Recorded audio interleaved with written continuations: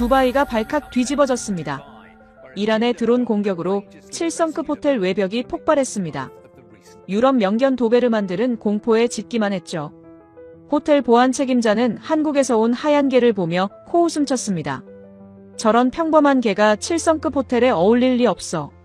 하지만 믿을 수 없는 일이 벌어졌습니다. 드론 공격의 혼란을 틈타 침투한 괴한 2명이 소리 없이 제압당했고 그 하얀 개는 경호원이 올 때까지 놓지 않았습니다. 여기서 끝이 아니었습니다.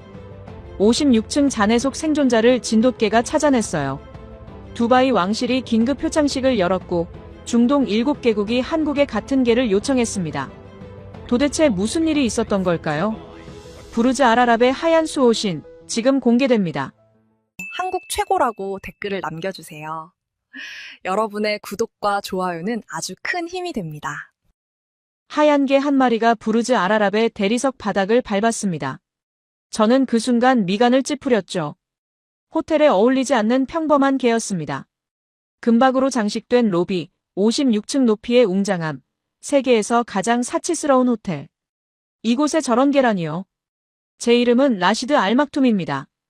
부르즈 알아랍 수석 보안관으로 12년째 근무하고 있습니다. UAE 특수부대에서 15년을 복무했고 이곳으로 옮긴 후에는 단 한 번도 보안 사고를 허용하지 않았죠. 도베르만 2마리와 벨기에 말리노이즈 1마리가 제 파트너입니다.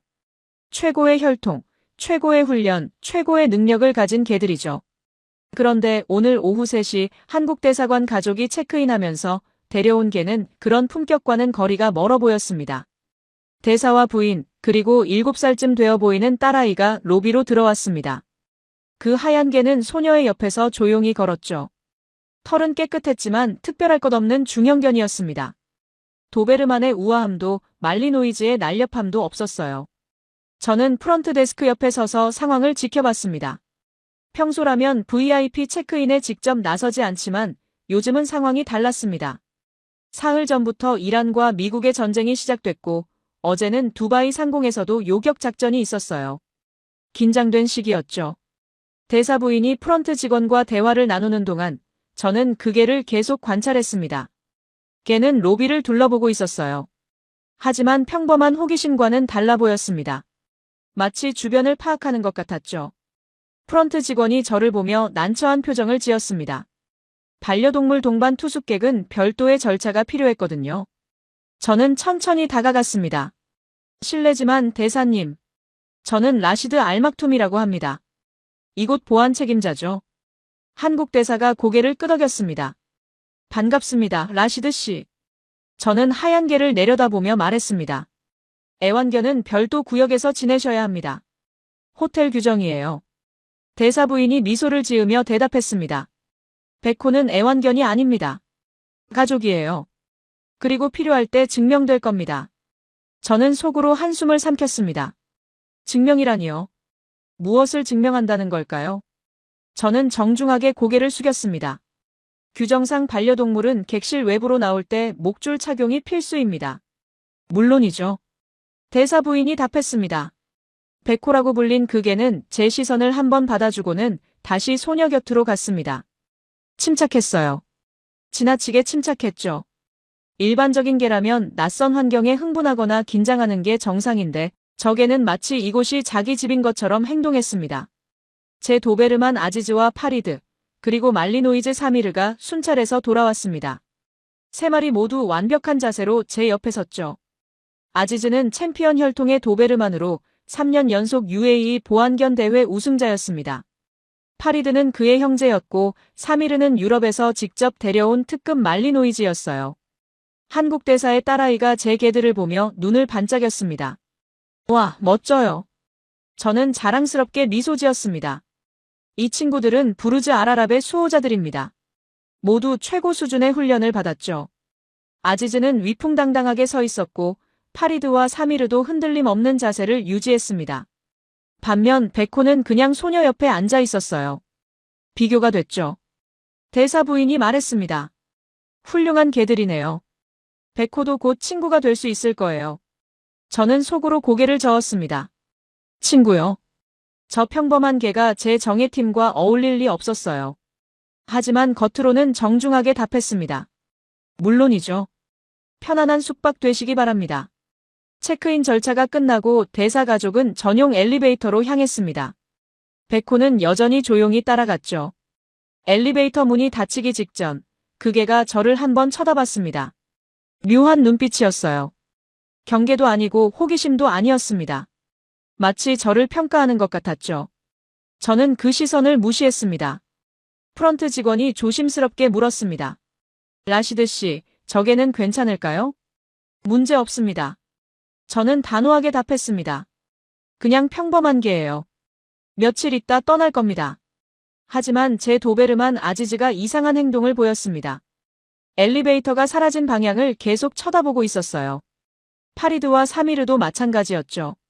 저는 손을 탁 쳤습니다. 가자, 친구들. 순찰 시간이야. 세 마리는 즉시 제 명령에 따랐지만 아지즈는 한 번 더 뒤를 돌아봤습니다. 저는 그의 목을 가볍게 두드렸죠. 괜찮아. 저건 신경 쓸 필요 없어. 그날 저녁 저는 사무실에서 CCTV를 점검했습니다. 전쟁 상황이라 보안을 2배로 강화해야 했어요. 모니터에는 호텔 곳곳이 보였습니다. 로비, 복도, 레스토랑, 수영장. 한 화면에 백호가 잡혔습니다. 대사 가족이 레스토랑에서 식사 중이었고 백호는 테이블 옆에 조용히 앉아 있었죠. 다른 투숙객들이 지나갈 때도 전혀 동요하지 않았습니다. 저는 화면을 바꿨습니다. 별로 중요하지 않았으니까요. 제 관심사는 호텔의 보안이었지 한국에서 온 평범한 개가 아니었습니다. 하지만 그날 밤 잠들기 전에 이상한 생각이 들었습니다. 백호의 눈빛이 자꾸 떠올랐거든요.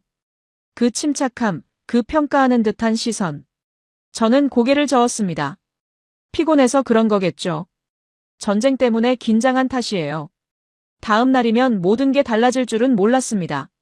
새벽 2시 47분, 321m 상공에서 악몽이 시작될 거라는 것도요. 천장이 흔들렸습니다. 아니, 건물 전체가 흔들렸죠. 새벽 2시 47분, 제 사무실 책상 위에 커피잔이 바닥에 떨어져 산산조각 났습니다. 그리고 경보음이 울렸어요. 드론 침투. 드론 침투. 전 직원 비상대기. 저는 즉시 통제실로 뛰어갔습니다. 복도를 달리는 동안 2번째 폭발음이 들렸어요. 이번엔 더 가까웠습니다. 건물이 진동했죠. 통제실 문을 박차고 들어가자 모니터 12개가 모두 붉은 경고등을 깜빡이고 있었습니다. 보안팀장 마흐무드가 헤드셋을 쓴 채 소리쳤어요. 56층 외벽 피격. 반복합니다. 56층 외벽 피격. 저는 그의 옆으로 달려가 메인 모니터를 봤습니다. 부르즈 알아랍의 상징인 하얀 돈 모양 외벽에서 검은 연기가 피어오르고 있었어요. 금박 장식이 불타고 있었죠. 피해 규모는요? 제가 물었습니다. 56층 동쪽 스위트 3개 손상. 마흐무드가 답했습니다. 외벽 일부 붕괴 위험. 부상자는요? 확인 중입니다. 하지만 그쪽 객실엔 투숙객이 있었어요. 저는 이를 악물었습니다. 12년간 이곳을 지켜왔는데 이런 일이 벌어지다니요. 전 직원 대피 프로토콜 가동. 지금 당장. 마흐무드가 명령을 전달했고 호텔 전체에 대피 안내 방송이 흘러나왔습니다. 침착하게 가장 가까운 비상계단으로 이동해 주십시오. 저는 무전기를 들었습니다. 아지즈, 파리드, 사미르. 로비로 집결. 평소라면 3마리가 즉시 응답했을 겁니다. 하지만 이번엔 달랐어요. 무전기 너머로 개들의 짖는 소리만 들렸죠. 통제되지 않은 공포에 질린 짖음이었습니다. 저는 직접 로비로 향했습니다. 엘리베이터는 비상 상황이라 작동하지 않았고 비상계단을 뛰어내려갔어요. 3층에서 1층까지 숨이 찼지만 멈출 수 없었습니다. 로비에 도착했을 때 혼돈이었습니다. 투숙객들이 잠옷 차림으로 우르르 내려오고 있었고 직원들은 그들을 안전구역으로 안내하고 있었죠. 그 와중에 아지즈와 파리드가 로비 한쪽 구석에서 지저대고 있었습니다. 제가 다가가자 아지즈가 제게 달려왔습니다. 평소의 위풍당당함은 온데간데 없었어요. 꼬리를 다리 사이에 집어넣고 몸을 떨고 있었죠. 파리드도 마찬가지였습니다. 괜찮아. 저는 아지즈의 목을 쓰다듬으며 말했습니다. 진정해. 하지만 개들은 진정하지 못했어요. 사미르는 아예 보이지도 않았습니다.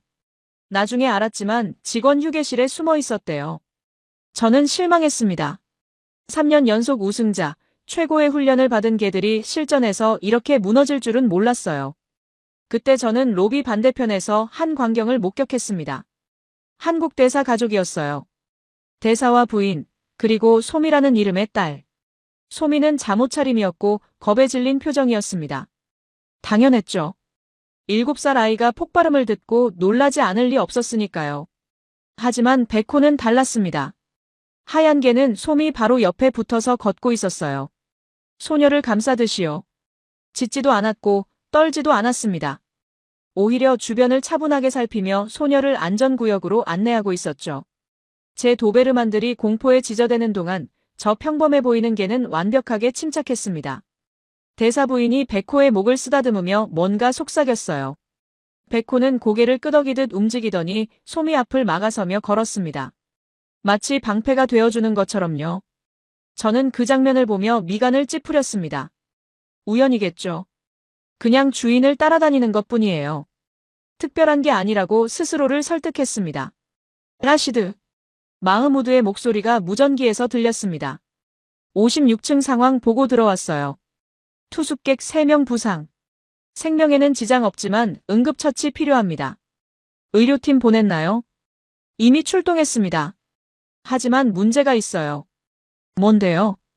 56층 동쪽 구역 구조적 불안정. 추가 붕괴 위험이 있답니다. 저는 한숨을 내쉬었습니다. 대피는 완료됐나요? 거의요. 하지만 일부 객실은 아직 확인 중입니다. 그 순간 3번째 폭발음이 들렸습니다. 이번엔 멀리서였어요. 아마 두바이 다른 지역이겠죠. 이란의 보복 공격은 호텔 하나로 끝나지 않을 거였습니다. 로비의 투숙객들이 비명을 질렀고 혼란이 더 커졌어요. 직원들이 최선을 다해 사람들을 진정시키려 했지만 쉽지 않았습니다. 제 도베르만들은 더 크게 지저댔습니다. 통제가 불가능했어요. 저는 아지즈와 파리드를 데리고 직원 전용 구역으로 데려가야 했습니다. 이 상태로는 도움이 되지 않았거든요. 개들을 구역에 넣고 문을 닫는데 복도 끝에서 백호가 보였습니다. 여전히 소미 옆에 붙어 있었어요. 소녀는 이제 안전구역 소파에 앉아 있었고 백호는 그 옆에서 조용히 앉아 주변을 경계하고 있었죠. 제가 지나갈 때 백호가 저를 쳐다봤습니다. 어젯밤 엘리베이터에서 봤던 그 눈빛이었어요. 평가하는 듯한 침착한 시선. 저는 외면하고 통제실로 돌아갔습니다. 지금은 개 따위 신경 쓸 때가 아니었어요. 호텔 전체가 위기 상황이었으니까요. 통제실로 돌아가는 계단에서 저는 잠시 멈춰 섰습니다. 뒤를 돌아보니 로비가 보였어요. 혼란 속에서도 백호는 여전히 침착하게 소미를 지키고 있었습니다.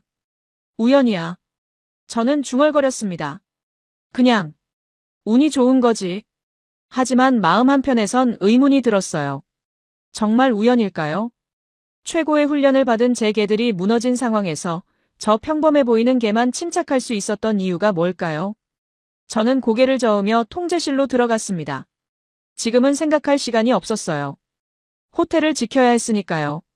하지만 그날 새벽 백호에 대한 제 생각이 조금씩 흔들리기 시작했습니다. 새벽 3시 30분, 대피는 거의 완료됐습니다. 투숙객 243명 중 241명이 안전구역에 있었고 나머지 2명은 56층 부상자들이었어요. 의료팀이 응급처치를 하고 있었죠. 저는 통제실 모니터 앞에 서서 피해 상황을 점검하고 있었습니다. 56층 동쪽 스위트 3개가 손상됐고 외벽 일부가 무너져 내렸어요. 다행히 건물 구조 자체는 안전했습니다. 부르즈 알아랍은 허리케인도 견딜 수 있게 설계됐거든요. 마흐무드가 보고서를 들고 왔습니다. 라시드, 드론은 총 3대였습니다. 2대는 UAE 방공망이 격추했고 1대가 우리 외벽을 타격했어요. 다른 피해는요? 지금까진 외벽과 객실 손상뿐입니다. 전기 시스템은 정상이고 구조적 문제도 없고요. 저는 고개를 끄덕였습니다. 그나마 다행이었어요. 이 정도 공격으로 이만큼 피해를 막은 건 기적에 가까웠죠. CCTV는요? 저는 물었습니다. 혹시 수상한 움직임 포착된 거 없나요? 확인 중입니다. 하지만 혼란스러운 상황이라 시간이 좀 걸릴 거예요. 저는 직접 CCTV 화면들을 점검하기 시작했습니다. 로비, 복도, 비상계단. 모든 구역을 하나씩 확인했어요. 그때 로비 쪽 모니터에서 이상한 장면이 보였습니다. 백호였어요. 여전히 소미 옆에 있었는데 갑자기 고개를 들어 어딘가를 쳐다보고 있었죠. 귀가 쫑긋 서 있었고 몸의 자세가 달라졌습니다. 저는 화면을 자세히 봤어요. 백호가 쳐다보는 방향은 로비 북쪽 비상계단이었습니다. 대피 경로로 사용하는 곳이죠. 백호의 입이 살짝 벌어졌습니다. 낮게 으르렁거리고 있는 것 같았어요. 소리는 들리지 않았지만 자세로 알 수 있었죠. 저는 다른 모니터를 확인했습니다. 북쪽 비상계단 CCTV. 아무것도 보이지 않았어요. 텅 비어 있었죠. 그냥 예민하게 반응하는 거겠구나. 저는 다시 피해보고서로 시선을 돌렸습니다. 하지만 백호는 멈추지 않았어요. 로비 모니터에서 백호가 일어서는 게 보였습니다. 소미에게서 한 걸음 떨어지더니 비상계단 쪽을 똑바로 쳐다봤죠. 대사 부인이 백호를 제지하려 했지만 백호는 고개를 한번 돌려 부인을 쳐다본 뒤 다시 계단 쪽으로 시선을 고정했습니다. 뭘 보는 거지? 저는 중얼거렸습니다. 마흐무드가 물었어요. 뭐라고요, 라시드? 아니에요. 저는 대답하고 다시 모니터를 봤습니다.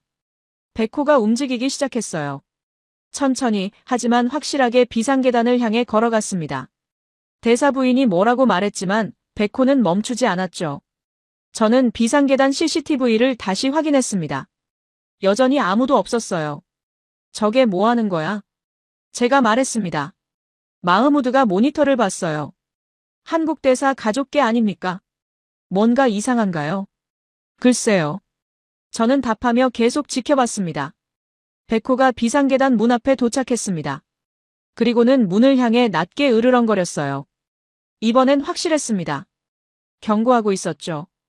대사 부인이 백호에게 다가갔고 백호는 부인을 한번 쳐다본 뒤 다시 문을 향했습니다. 마치 뭔가 있다고 말하는 것 같았어요. 저는 비상계단 CCTV를 다시 한번 확인했습니다. 3층, 4층, 5층. 모두 비어 있었죠. 하지만 6층 화면으로 넘어가는 순간 저는 얼어붙었습니다. 2명이었어요. 검은 옷을 입은 남자 2명이 6층에서 5층으로 내려오고 있었습니다. 투숙객이 아니었어요. 옷차림부터 달랐죠. 그리고 손에 무언가를 들고 있었습니다. 마흐무드. 제가 소리쳤습니다.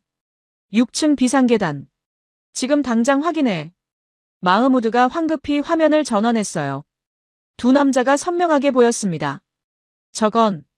마흐무드가 말을 잇지 못했습니다. 침입자예요. 저는 무전기를 들었습니다. 전 보안팀 비상계단 북쪽으로 집결. 침입자 둘 포착. 무장 가능성 있음. 저는 사무실을 박차고 나갔습니다. 비상계단까지 복도를 전력 질주했어요. 팀원 넷이 복도에서 합류했죠. 위치는 5층에서 4층 사이. 제가 지시했습니다.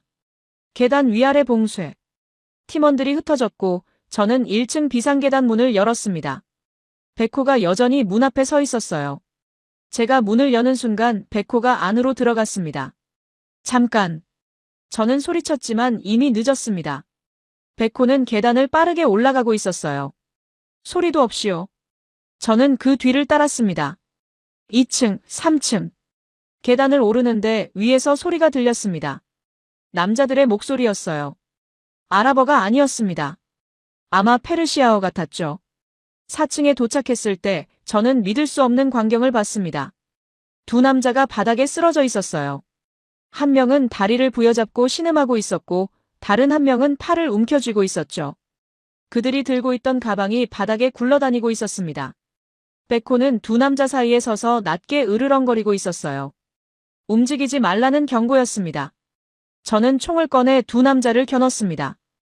움직이지 마. 팀원들이 위아래에서 도착했고 두 남자를 제압했어요. 손을 뒤로 묶고 일으켜 세웠죠. 뭐 하던 놈들이야? 팀원 하나가 물었습니다. 저는 바닥에 굴러다니는 가방을 확인했습니다. 안에는 고급 시계, 목걸이, 현금이 들어있었어요.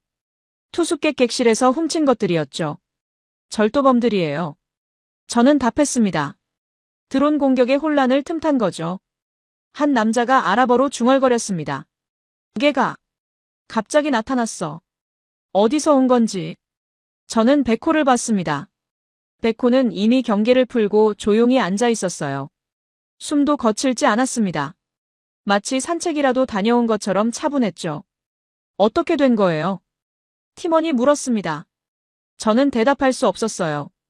백호가 어떻게 6층 계단의 침입자를 1층에서 감지했는지, 어떻게 혼자 2명을 제압했는지 설명할 수 없었습니다. 팀원들이 두 남자를 끌고 내려갔습니다. 저는 백호와 단둘이 계단에 남았어요. 백호가 저를 쳐다봤습니다. 그 침착한 눈빛. 이번엔 조금 달라 보였어요. 마치 이제 알겠냐고 묻는 것 같았죠. 저는 무릎을 굽혀 백호와 눈높이를 맞췄습니다. 넌 어떻게 알았지? 백호는 대답 대신 꼬리를 한번 흔들었습니다. 저는 백호의 머리를 쓰다듬으려다 멈췄어요. 아직 확신할 수 없었습니다. 운이 좋았을 수도 있었죠. 우연히 소리를 듣고 우연히 침입자를 발견하고 우연히 제압한 것일 수도 있었어요. 우연이야. 저는 중얼거리며 일어섰습니다. 그냥 운이 좋았을 뿐이지. 하지만 계단을 내려가면서도 백호의 눈빛이 머릿속에서 떠나지 않았습니다. 그 확신에 찬 시선. 전혀 놀라지 않은 태도. 1층에 도착했을 때 대사 부인이 기다리고 있었습니다. 백호가 부인에게 다가가자 부인은 무릎을 꿇고 백호를 안아줬어요. 잘했어, 백호. 정말 잘했어. 저는 그 모습을 보다가 고개를 돌렸습니다. 아직 인정하고 싶지 않았거든요. 제가 12년간 믿어온 것들이 흔들리는 기분이었어요. 통제실로 돌아가는 길에 아지즈와 파리드가 있는 직원 구역을 지나갔습니다. 두 마리는 여전히 불안해하며 킁킁거리고 있었어요. 저는 문을 열어 두 마리를 쓰다듬어줬습니다. 괜찮아, 친구들. 이제 안전해. 하지만 제 목소리에는 확신이 없었습니다. 정말 안전한 걸까요? 백호가 막지 않았다면 두 침입자는 더 많은 객실을 털었을 거예요. 어쩌면 더 위험한 일을 저질렀을지도 모르죠. 그날 새벽, 저는 통제실에서 새벽을 맞았습니다. 모니터를 보며 생각에 잠겼어요. 우연일까? 정말 우연일까? 하지만 마음 한편에선 알고 있었습니다. 우연이 아니라는 걸요. 자네가 무너질 것 같았습니다. 56층 동쪽 스위트 바로 옆 복도였어요. 천장 일부가 내려앉아 있었고 벽에는 금이가 있었죠. 구조팀장 압둘라가 고개를 저었습니다. 더 이상은 위험합니다, 라시드. 추가 붕괴 가능성이 너무 높아요. 오전 9시였습니다. 드론 공격 후 6시간이 지났죠. 부상자 3명은 병원으로 이송됐고 이제 남은 건 피해구역 정밀 수색이었습니다. 열감지 장비는요? 압둘라가 기계를 두드렸어요. 전기 손상으로 작동 안 됩니다. 수동 확인에 최소 4시간 걸려요. 1층 로비로 돌아왔을 때 한국 대사 가족이 보였습니다. 소미는 백호를 껴안고 있었죠. 백호는 갑자기 자리에서 일어났어요. 로비 천장을 쳐다보고 있었습니다. 정확히는 위층을 향해서요. 백호의 귀가 쫑긋 섰습니다. 그리고는 천천히 엘리베이터 쪽으로 걸어갔어요. 엘리베이터 앞에 멈춰서더니 비상계단 문을 쳐다봤죠. 저는 다가갔습니다. 무슨 일입니까? 대사 부인이 답했어요. 아침부터 계속 저러고 있어요. 뭔가 신경 쓰이는 게 있나 봐요. 백호가 저를 쳐다봤습니다. 새벽 계단에서 봤던 그 확신에 찬 시선이었어요. 저는 무전기를 들었습니다. 압둘라, 56층 수색 중단하세요. 제가 직접 확인하겠습니다. 저는 비상계단 문을 열었습니다. 백호가 즉시 안으로 들어갔어요. 계단을 오르기 시작했습니다. 10층, 20층, 30층. 백호는 쉬지 않고 올라갔어요. 56층 문 앞에 도착했을 때 백호는 문을 향해 낮게 끙끙거렸습니다. 저는 문을 열었습니다. 복도는 참담했어요. 천장 일부가 무너져 내렸고 벽의 금은 더 커져 있었죠. 여긴 위험해. 돌아가야 해. 하지만 백호는 복도 안으로 들어갔습니다. 조심스럽게 하지만 확실하게요. 백호는 복도 중간 무너진 벽잔의 앞에서 멈췄습니다. 그리고는 자네를 향해 짖기 시작했죠. 1624호실 문이 막혀 있었어요. 저는 무전기를 들었습니다. 압둘라, 56층 1624호실 투숙객 명단 확인해 주세요. 잠시 후 압둘라의 목소리가 들렸습니다. 1624호는 대피 완료로 확인됐는데요. 새벽 3시 15분 키 반납 기록 있습니다. 백호가 더 크게 짖었습니다. 그리고는 저를 쳐다봤어요.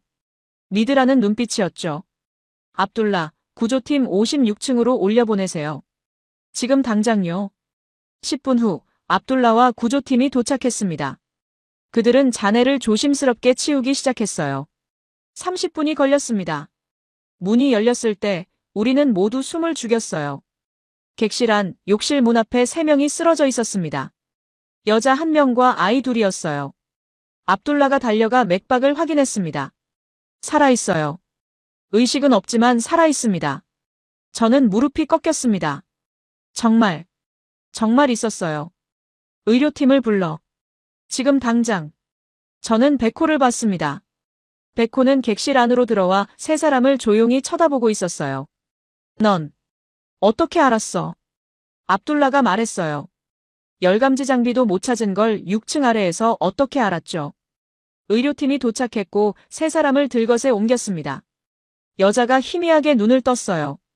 아이들은 안전합니다. 모두 안전해요. 복도에는 저와 백호만 남았습니다. 저는 백호 앞에 무릎을 꿇었어요.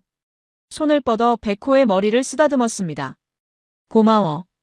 정말 고마워. 백호가 꼬리를 흔들었습니다. 저는 백호를 안아줬어요. 2번째야. 저는 중얼거렸습니다. 이제 2번째지. 새벽의 침입자, 그리고 지금의 생존자. 더 이상 우연이라고 할 수 없었어요. 백호와 함께 계단을 내려갔습니다. 이번엔 천천히요. 1층에 도착했을 때 대사 부인이 기다리고 있었습니다. 백호가 부인에게 달려가자 부인은 백호를 껴안았어요. 저는 대사 부인에게 다가갔습니다. 3명을 구했습니다. 백호 덕분에요. 대사 부인이 미소 지었어요. 진돗개는 그런 개예요, 라시드 씨. 보이지 않는 것을 보고 들리지 않는 것을 듣죠. 저는 고개를 끄덕였습니다. 이제 조금 이해할 것 같았어요. 하지만 아직 완전히 인정하긴 어려웠습니다. 제 안에 편견이 아직 남아 있었거든요. 오후 8시 전기 점검이 시작됐습니다. 호텔 재개장을 위해 모든 시스템을 확인해야 했어요. 드론 공격으로 일부 전선이 손상됐을 가능성이 있었거든요. 수석 전기기술자 하미드가 체크리스트를 들고 왔습니다. 1층부터 56층까지 전부 확인해야 합니다. 라시드. 얼마나 걸립니까? 최소 4시간이요. 손상된 부분 발견되면 더 오래 걸릴 수도 있고요. 저는 고개를 끄덕였습니다. 최대한 빨리 끝내주세요. 내일 아침까지는 재개장해야 하니까요. 하미드가 팀원들을 이끌고 올라갔습니다. 저는 로비에서 진행 상황을 확인했어요. 한국 대사 가족이 여전히 로비에 있었습니다. 객실이 안전하다고 확인될 때까지 대기 중이었죠. 소미는 소파에서 책을 읽고 있었고 백호는 그 옆에 누워 있었어요. 오후의 구조작업 이후 저는 백호를 보는 시선이 달라졌습니다. 더 이상 평범한 개로 보이지 않았어요. 3명의 생명을 구한 영웅이었죠. 하지만 여전히 완전히 인정하긴 어려웠습니다. 제 도베르만들은 어떻게 되는 거죠? 12년간 함께한 파트너들인데요. 아지즈와 파리드는 오후부터 다시 업무에 복귀했습니다. 사미르는 아직 불안해하며 직원 구역에 남아 있었죠. 2마리는 제 옆에서 조용히 앉아 있었어요. 평소의 당당함은 돌아오지 않았습니다. 저는 아지즈의 머리를 쓰다듬어 줬습니다. 괜찮아, 친구. 누구나 놀랄 수 있어. 오후 8시 30분쯤 백호가 움직였습니다. 갑자기 일어나더니 로비를 가로질러 엘리베이터 쪽으로 걸어갔어요. 저는 반사적으로 긴장했습니다. 또 뭔가 감지한 거겠죠. 대사 부인도 알아챘습니다. 백호를 따라 일어났어요. 백호야, 뭐가 보여? 백호는 엘리베이터 앞에 멈춰 섰습니다. 하지만 이번엔 위를 쳐다보지 않았어요. 벽을 향해 코를 킁킁거리기 시작했죠. 저는 다가갔습니다. 무슨 일입니까? 백호가 벽에 코를 대고 계속 냄새를 맡았습니다. 그리고는 천장을 쳐다봤어요. 정확히는 위층 방향이었죠. 저는 무전기를 들었습니다. 하미드, 지금 몇 층입니까? 52층입니다. 복도 전기 패널 점검 중이에요. 백호가 52층 쪽을 향하고 있었습니다. 또 맞아떨어졌어요. 저는 결정을 내렸습니다. 52층으로 올라가겠습니다. 무슨 문제라도 있습니까? 확인할 게 있어요. 잠시 대기해 주세요. 저는 백호를 봤습니다. 가자, 백호. 안내해줘. 백호가 즉시 비상계단으로 향했습니다. 이번엔 주저하지 않고 뒤를 따랐어요. 계단을 오르며 생각했습니다. 이제 백호를 믿기 시작한 거죠. 오전의 구조 이후 백호의 능력을 부정할 수 없었어요. 52층에 도착했을 때 하미드와 팀원 둘이 복도에서 작업 중이었습니다. 전기 패널을 열어놓고 배선을 점검하고 있었죠. 라시드, 여긴 문제 없습니다. 하미드가 말했습니다. 백호는 복도를 천천히 걸었어요. 벽을 따라 킁킁거리며요. 복도 중간쯤에서 멈춰 섰습니다. 그리고는 특정 지점에 코를 대고 집요하게 냄새를 맡기 시작했죠. 저기요. 제가 하미드를 불렀습니다. 저 벽 확인 좀 해주시겠어요? 하미드가 다가왔습니다. 저기요. 겉보기엔 이상 없는데요. 벽 속을 확인해주세요.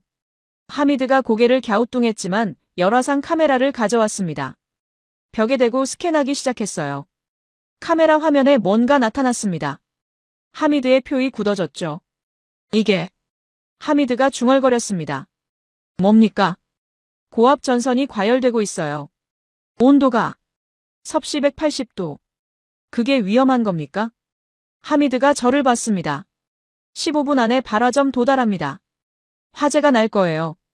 저는 숨이 멎었습니다. 15분이요. 하미드가 팀원들에게 소리쳤습니다. 52층 전체 전원 차단. 지금 당장. 팀원들이 뛰어갔습니다. 30초 후 복도 불이 꺼졌어요. 비상등만 켜졌죠. 하미드가 벽 패널을 열었습니다. 안에서 연기가 피어올랐어요. 전선 피복이 녹아내리고 있었죠. 팀원들이 소화기를 가져왔고 하미드가 전선을 신속하게 분리했습니다. 연기가 멈췄어요. 하미드가 땀을 닦으며 말했습니다. 조금만 늦었어도 이 전선이 발화하면 52층 전체로 번질 뻔했어요. 호텔 전체는요. 하미드가 천장을 쳐다봤습니다. 이 전선은 메인 배전반과 연결돼 있습니다. 화재가 확산되면 호텔 전체가 불바다 됐을 겁니다.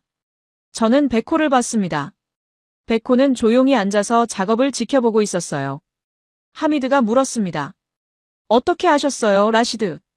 열화상 카메라 없이는 발견 불가능한데요. 저는 백호를 가리켰습니다. 저게가 알려줬습니다. 하미드가 백호를 봤습니다. 저게가요? 네. 냄새로 감지한 것 같아요. 하미드가 고개를 저었습니다. 믿기지 않네요. 벽 속 전선 과열을 냄새로요. 저도 믿기 어렵습니다. 하지만 사실이에요. 하미드와 팀원들이 손상된 전선을 교체하기 시작했습니다. 저는 백호 옆에 앉았어요. 손을 뻗어 백호의 머리를 쓰다듬었습니다. 이번엔 자연스러웠어요. 주저함이 없었죠. 또 구해줬구나. 제가 속삭였습니다. 세 번째야. 백호가 꼬리를 흔들었습니다. 그리고는 제 손을 핥았어요. 저는 한참 백호를 쓰다듬어줬습니다. 아지즈와 파리드에게 하던 것처럼요. 작업이 끝나고 1층으로 내려왔을 때 대사 부인이 기다리고 있었습니다. 저는 말했습니다. 호텔을 구했어요. 백호가요. 대사 부인이 미소 지었습니다. 당연하죠. 백호니까요. 그날 밤 저는 주방에 특별 주문을 했습니다. 백호를 위한 식사였어요. 최고급 소고기 스테이크와 야채, 그리고 과일까지요. 주방장이 놀란 표정으로 물었습니다. 이게 식사가 이렇게 호화로워도 됩니까? 됩니다. 오늘 백호는 호텔 전체를 구했으니까요. 식사를 백호에게 가져다 줬습니다. 백호는 감사하다는 듯 꼬리를 흔들며 먹기 시작했어요. 아지즈와 파리드도 그 모습을 지켜봤습니다. 두 마리는 백호에게 다가가 냄새를 맡았어요. 백호는 자리를 조금 비켜주며 함께 먹을 수 있게 했죠. 저는 그 장면을 보며 미소 지었습니다. 이제 제 개들도 백호를 인정한 거예요. 그날 밤 사무실로 돌아가며 저는 깨달았습니다. 백호는 더 이상 불청객이 아니었어요. 부르즈 알아랍의 진정한 수호자였죠. 하지만 아직 한 가지 남아 있었습니다. 완전히 인정하는 것. 제 편견을 완전히 버리는 것이요. 3월 2일 아침 6시, 저는 사무실에서 노트북을 켰습니다. 밤새 잠을 못 잤어요. 백호 생각 때문이었죠. 3번. 하루 만에 3번이나 호텔을 구했습니다. 우연이라고 하기엔 너무 명확했어요. 저는 검색창에 타이핑했습니다. 진돗개. 첫 번째 결과가 나왔습니다. 대한민국 천년기념물 제53호. 한국의 토종견으로 수백 년 역사를 가진 견종. 스크롤을 내렸습니다. 뛰어난 충성심, 독립적 판단력, 발달한 후각, 용맹성. 한 문단이 눈에 들어왔습니다.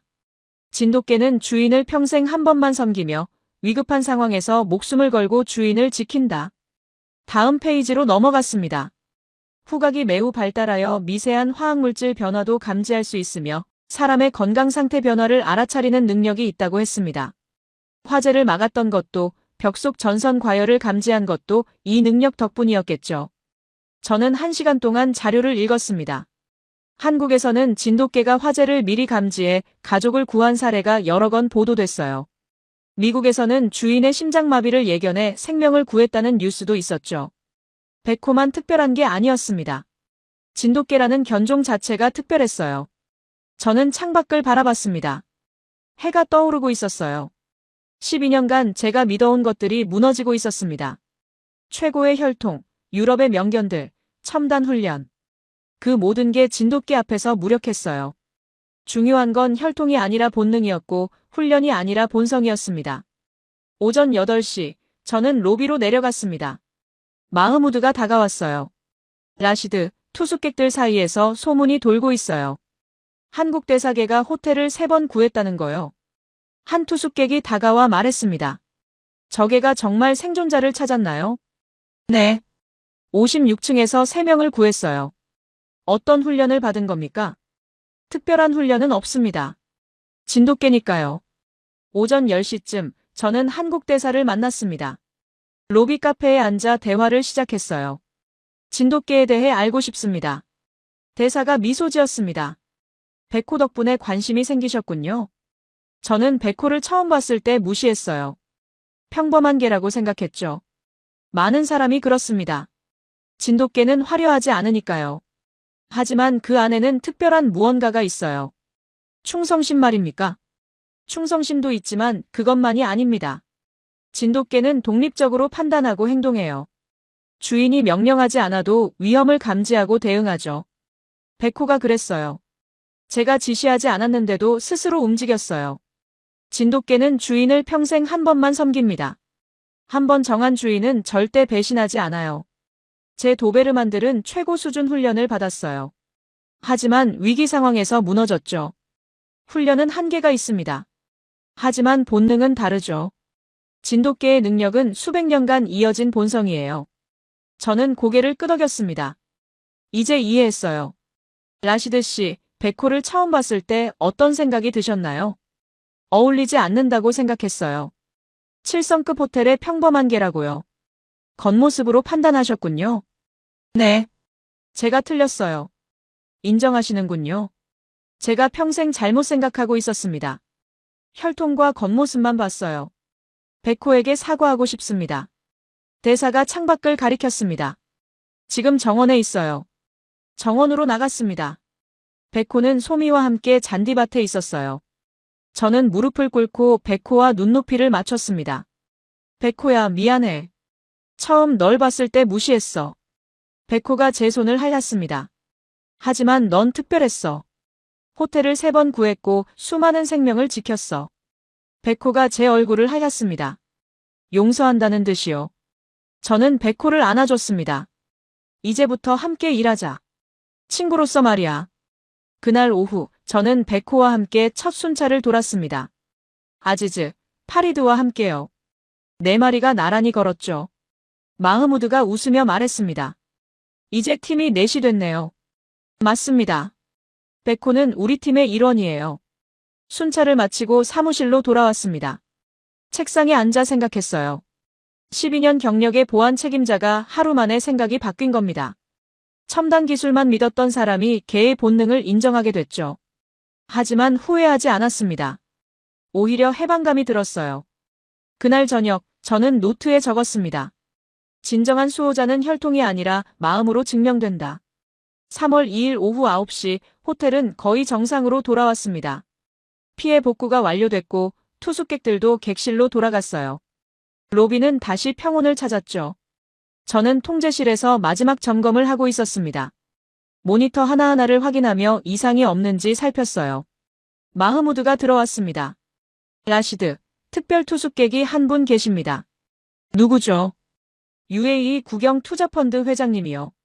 비공개 일정으로 펜트하우스에 계세요. 저는 고개를 끄덕였습니다. ADIA 회장이면 UAE에서 가장 중요한 인물 중 하나였어요. 7천억 달러를 운용하는 펀드의 수장이었죠. 보안은 어떻게 됐나요? 최고 등급입니다. 펜트하우스 층 전체를 통제하고 있어요. 좋아요. 계속 감시하세요. 마흐무드가 나간 후 저는 펜트하우스 층 CCTV를 확인했습니다. 경호원 둘이 엘리베이터 앞을 지키고 있었어요. 완벽했죠. 오후 9시 30분, 저는 로비로 내려가 마지막 순찰을 시작했습니다. 베코가 제 옆에 있었어요. 이제 베코는 제 파트너였으니까요. 아지즈와 파리드도 함께였습니다. 네 마리가 나란히 로비를 걸었죠. 직원들이 인사했고 늦게 체크인하는 투숙객들이 베코를 쳐다봤어요. 순찰을 마치려던 순간 베코가 멈춰 섰습니다. 저는 즉시 알아챘어요. 또 시작이구나. 베코는 엘리베이터를 쳐다봤습니다. 정확히는 위층을 향해서요. 귀가 쫑긋섰고 몸의 자세가 긴장했죠. 뭐가 보여, 베코. 베코가 엘리베이터로 걸어갔습니다. 그리고는 버튼을 향해 낮게 끙끙거렸어요. 저는 주저하지 않았습니다. 이제 베코를 믿었으니까요. 무전기를 들었어요. 마흐무드, 펜트하우스 상황 확인해주세요. 잠시요. 10초 후 마흐무드의 목소리가 들렸습니다. 이상 없습니다. 경호원들도 특이사항 없다고 해요. 베코는 여전히 위를 쳐다보고 있었어요. 그리고는 더 크게 끙끙거렸습니다. 저는 결정을 내렸습니다. 펜트하우스로 올라가겠습니다. 라시드, 회장님이 방해받고 싶어 하지 않으실 텐데요. 확인만 하겠습니다. 베코가 뭔가 감지했어요. 저는 엘리베이터에 탔습니다. 베코도 함께요. 펜트하우스는 54층이었죠. 엘리베이터가 올라가는 동안 베코는 계속 불안해했습니다. 발을 굴렀고 낮게 낑낑거렸어요. 괜찮아, 베코. 곧 확인할 거야. 54층에 도착했습니다. 문이 열리자 경호원 둘이 저를 막아섰어요. 라시드 씨, 회장님께서 방해받고 싶어 하지 않으십니다. 알아요. 하지만 긴급 상황일 수 있어요. 무슨 긴급 상황이요? 저는 베코를 가리켰습니다. 이게가 뭔가 감지했어요. 지금까지 3번 호텔을 구했죠. 믿어주세요. 경호원들이 서로를 봤습니다. 한 명이 무전기를 들었어요. 회장님, 보안 책임자가 긴급 확인 요청했습니다. 잠시 후 회장의 목소리가 들렸습니다. 들어오라고 하세요. 경호원이 문을 열어줬습니다. 저는 베코와 함께 펜트하우스로 들어갔어요. 펜트하우스는 넓고 화려했습니다.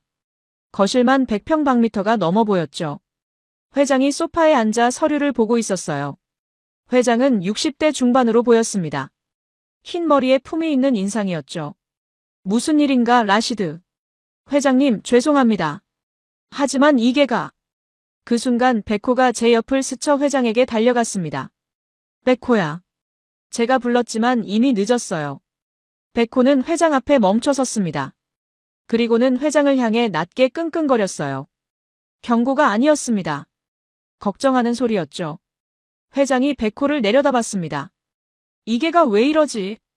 바로 그때였습니다. 회장의 얼굴이 굳어졌어요. 손이 가슴을 향했죠. 회장님. 제가 소리쳤습니다. 회장이 힘겹게 말했습니다. 가슴이 아파. 저는 즉시 무전기를 들었습니다. 의료팀 펜트하우스로. 지금 당장. 경호원들이 달려왔습니다. 회장을 소파에 눕혔어요. 회장의 호흡이 가빠졌습니다. 땀이 이마에 맺혔죠. 심근경색 증상이었어요. 베코는 회장 옆에 조용히 앉아 있었습니다. 여전히 걱정스러운 눈빛으로요. 3분 후 의료팀이 도착했습니다. 의사 1명과 간호사 2이었어요. 의사가 회장을 신속하게 진찰했습니다. 맥박, 혈압, 심전도. 표정이 심각해졌어요. 급성 심근경색입니다. 즉시 병원으로 이송해야 해요. 구급차가 준비됐습니다. 회장을 들것에 옮겼죠. 의료팀이 회장을 데리고 나가려는 순간 회장이 저를 불렀습니다. 라시드, 몇 시지? 9시 45분입니다. 걔가 언제 알아챘나? 9시 33분쯤입니다. 회장이 희미하게 웃었습니다. 12분 전이군. 의료팀이 회장을 데리고 갔습니다. 저는 백호와 펜트하우스에 남았어요. 경호원 한 명이 말했습니다. 어떻게 알았죠? 우리도 몰랐는데요. 저는 백호를 쓰다듬었습니다. 백호가 알려줬어요. 걔가요? 네. 진돗개니까요. 2시간 후 병원에서 연락이 왔습니다. 회장은 골든타임 내에 수술을 받았고 성공적이었다고 했어요. 의사의 말이 무전기로 전해졌습니다. 5분만 늦었어도 위험했을 겁니다. 누가 먼저 알아챘죠? 저는 백호를 봤습니다. 이 친구가요. 다음 날 오전 회장이 병원에서 전화를 걸어왔습니다. 라시드, 나를 구해준 개를 데려와 주게. 저는 백호를 데리고 병원으로 갔습니다. 회장은 병실 침대에 누워 있었지만 안색은 좋아 보였어요. 백호가 병실로 들어가자 회장이 손을 내밀었습니다. 이리 오렴. 백호가 침대 옆으로 다가갔습니다. 회장이 백호의 머리를 쓰다듬었어요. 고맙구나. 내가 나를 살렸어. 회장이 저를 봤습니다. 이 개의 이름이 뭔가? 백호입니다. 한국의 진돗개죠. 진돗개. 네. 천연기념물로 지정된 한국의 토종견이에요. 회장이 백호를 오래 쳐다봤습니다. 대단한 개로군. 어떻게 내 심장 문제를 미리 알았지? 진돗개는 사람의 건강 상태 변화를 감지할 수 있습니다. 호흡, 체온, 심박수의 미세한 변화를요. 회장이 고개를 끄덕였습니다. 놀랍군. 첨단 의료 장비도 못 찾은 걸 걔가 찾아냈어. 그날 오후 회장은 비서에게 지시했습니다. 두바이 정부에 보고하게. 부르즈 알아랍에 특별한 개가 있다고. 저는 백호와 함께 호텔로 돌아왔습니다. 로비에서 대사 가족이 기다리고 있었어요. 대사 부인이 달려와 백호를 껴안았습니다. 또 누군가를 구했구나. 네. 저는 답했습니다. 이번엔 UAE에서 가장 중요한 분을요. 그날 밤 저는 사무실에 앉아 생각했습니다. 4번. 백호는 4번이나 생명을 구했어요. 침입자 제압, 생존자 구조, 화재 예방, 그리고 심장마비 예견. 더 이상 의심할 여지가 없었습니다. 백호는 진정한 수호자였어요. 그리고 이제 두바이 전체가 알게 될 것입니다. 3월 5일 오전 부르즈 알아랍 로비에 검은 차량 3대가 도착했습니다. 두바이 정부 관계자들이었어요. 저는 정장을 입고 로비에서 기다리고 있었습니다. 마흐무드도 옆에 서 있었죠. 긴장되나요? 마흐무드가 물었습니다. 조금요. 저는 솔직하게 답했습니다. 차에서 내린 사람은 두바이 안보국장이었습니다. 그 뒤로 ADIA 회장도 함께였어요. 회장은 완전히 회복된 모습이었죠. 라시드. 회장이 손을 내밀었습니다. 회장님, 완쾌하셔서 다행입니다. 자네 덕분이야. 아니, 그 특별한 게 덕분이지. 안보국장이 주변을 둘러봤습니다. 백호는 어디 있나요? 저는 한국 대사에게 연락했고 대사 가족이 백호와 함께 로비로 내려왔습니다. 백호는 여전히 침착한 모습이었어요. 안보국장이 백호를 보며 고개를 끄덕였습니다. 저개가 4번이나 호텔을 구했다고 들었습니다. 맞습니다. 저는 답했습니다. 침입자 제압, 생존자 구조, 화재 예방, 그리고 회장님 생명 구조까지요. 놀랍군요. 한국 진돗개라고 했죠. 네. 천연기념물로 지정된 한국의 토종견입니다. 안보국장이 대사를 받습니다. 대사님, 두바이 정부는 백호에게 감사를 표하고 싶습니다. 감사합니다. 대사가 답했습니다. 그리고 안보국장이 잠시 멈췄습니다. 에미리트 왕실에서도 관심을 가지고 계십니다. 왕실에서요. 네. 백호의 이야기가 왕실까지 전해졌습니다. 특별 표창을 준비 중입니다. 저는 놀랐습니다. 왕실 표창이라니요. 이틀 후인 3월 7일 비공개 표창식이 있었습니다. 장소는 부르즈 알아랍 대연회장이었어요. 두바이 에미리트 왕실 대표 ADIA 회장, 안보국장, 그리고 호텔 관계자들이 참석했습니다. 언론은 없었어요. 비공개 행사였으니까요. 저는 정장을 입고 백호 옆에 서 있었습니다. 백호는 목에 리본을 달고 있었죠. 왕실 대표가 앞으로 나왔습니다. 오늘 우리는 특별한 영웅을 기리기 위해 모였습니다. 연 회장이 조용해졌습니다. 지난 3월 1일 이란의 드론 공격으로 부르즈 알아랍이 위기에 처했을 때 한 마리 개가 호텔을 지켰습니다. 백호, 한국의 진돗개입니다. 왕실 대표가 계속 말했습니다. 백호는 침입자를 제압하고 생존자를 구조하고 화재를 예방했으며 귀중한 생명을 살렸습니다. 이는 진정한 수호자의 모습입니다. 박수가 터져나왔습니다. 두바이 정부는 백호에게 용기 훈장을 수여합니다. 왕실 대표가 금방 메달을 꺼냈습니다. 백호 앞에 무릎을 꿇고 메달을 목에 걸어줬어요. 백호는 조용히 서 있었습니다. 꼬리를 한번 흔들었죠. 그리고 부르즈 알아랍 보안 책임자 라시드 알막툼에게도 감사를 표합니다. 백호의 능력을 인정하고 신뢰한 판단력에요. 저도 메달을 받았습니다. 하지만 제 마음은 복잡했어요. 표창식이 끝나고 왕실 대표가 저를 불렀습니다. 라시드, 자네가 백호를 처음 봤을 때 어땠나? 저는 잠시 망설였습니다. 그리고 솔직하게 답했어요. 무시했습니다. 7성급 호텔에 어울리지 않는 평범한 개라고 생각했죠. 왕실 대표가 웃었습니다. 하지만 지금은요. 지금은 저는 백호를 봤습니다. 제가 12년간 틀렸다는 걸 깨달았습니다. 왕실 대표가 고개를 끄덕였습니다. 솔직하군요. 진정한 수호자는 혈통이 아니라 마음으로 증명됩니다. 백호가 그걸 가르쳐줬어요. 그날 오후 더 큰 소식이 전해졌습니다. ADIA 회장이 저를 불렀어요. 라시드, 중요한 결정이 내려졌네. 무슨 결정입니까? UAE 7개 에미리트가 모두 진돗개 도입을 결정했네. 공항, 항만, 주요 시설 보안에 활용할 거야. 저는 놀랐습니다. 전국적으로요. 그렇네. 백호가 증명했으니까. 한국 정부와 협의 중이야.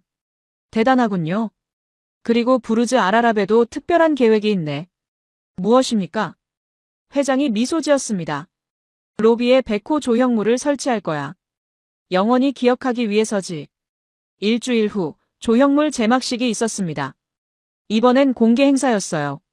부르즈 알아랍 로비 중앙에 하얀 대리석 조형물이 세워졌습니다. 백호가 당당하게 앉아있는 모습이었죠. 조형물 아래 명판에는 이렇게 새겨져 있었습니다. 백호, 부르즈 알아랍의 하얀 수호신. 2026년 3월 4번의 기적으로 호텔을 지킨 진돗개. 진정한 용기는 크기나 혈통이 아닌 마음에서 나온다. 제막식에는 투숙객들과 직원들이 모두 모였습니다. 한국 대사 가족도 함께였죠. 막이 벗겨지자 박수가 터져나왔습니다. 백호는 조형물을 쳐다보며 꼬리를 흔들었어요. 제막식이 끝나고 저는 한국 대사를 찾아갔습니다. 대사님, 부탁이 하나 있습니다. 말씀하세요, 라시드 씨. 저는 심호흡을 했습니다. 백호를 UAE에 남겨주실 수 없을까요? 대사가 고개를 저었습니다. 백호는 우리 가족이에요. 함께 한국으로 돌아가야 합니다. 저는 고개를 끄덕였습니다. 물론 이해합니다. 하지만 대사가 제 어깨를 두드렸습니다. 하지만 더 많은 진돗개를 보내드릴 수 있어요. 한국 정부가 이미 준비 중입니다. 정말입니까? 네. 백호가 진돗개의 우수성을 증명했으니까요. UAE뿐 아니라 중동 전역에서 요청이 들어오고 있어요. 저는 안도했습니다. 감사합니다, 대사님. 3월 15일 한국 대사 가족이 떠나는 날이었습니다. 저는 로비에서 그들을 배웅했습니다. 소미는 눈물을 글썽이고 있었고 백호는 침착하게 서 있었어요. 백호야. 저는 무릎을 꿇었습니다. 고마웠어. 정말 많은 걸 가르쳐줬어. 백호가 제 손을 할랐습니다. 넌 진정한 수호자야. 절대 잊지 않을게. 대사 부인이 말했습니다. 라시드 씨, 곧 백호의 친구들이 올 거예요. 기다리겠습니다. 그들이 차에 탔습니다. 백호는 뒷좌석 창문으로 저를 쳐다봤어요. 저는 손을 흔들었죠. 차가 떠났습니다. 저는 한참 그 자리에 서 있었어요. 마흐무드가 다가왔습니다. 아쉽겠네요. 네. 하지만 괜찮아요. 백호가 남긴 것들이 있으니까요. 저는 로비 중앙에 조형물을 봤습니다. 하얀 대리석 진돗개가 영원히 그 자리를 지킬 것입니다. 그날 저녁, 저는 혼자 해변으로 나갔습니다. 부르즈 아라랍 뒤편 프라이빗 비치였어요. 석양이 지고 있었습니다. 페르시아만의 물결이 황금빛으로 반짝였죠. 저는 모래 위에 앉아 호텔을 바라봤습니다. 321m 높이의 하얀 돛. 세계에서 가장 사치스러운 호텔. 12년간 저는 이곳을 지켜왔습니다. 최고의 보안, 최고의 시스템, 최고의 개들. 그게 전부라고 믿었어요. 하지만 백호가 가르쳐줬습니다. 진정한 수호자는 혈통이나 훈련이 아니라 마음에서 나온다고요. 파도 소리를 들으며 생각했습니다. 곧 더 많은 진돗개가 올 것입니다. UAE 전역에, 중동 전역에. 백호가 시작한 전설이 계속될 것입니다. 저는 일어서서 호텔로 돌아갔습니다. 내일부터 다시 일상이 시작될 것입니다. 하지만 이제는 달라진 일상이죠. 로비를 지나며 조형물 앞에 멈춰 섰습니다. 하얀 대리석 백호가 저를 내려다보고 있었어요. 고맙다, 친구. 저는 속삭였습니다. 그리고 통제실로 향했습니다. 오늘 밤도 부르즈 아라랍을 지켜야 하니까요. 하지만 이제는 혼자가 아니었습니다. 백호의 정신이 함께했고 곧 새로운 친구들이 올 것이니까요. 부르즈 아라랍의 하얀 수호신. 그 전설은 이제 막 시작됐습니다.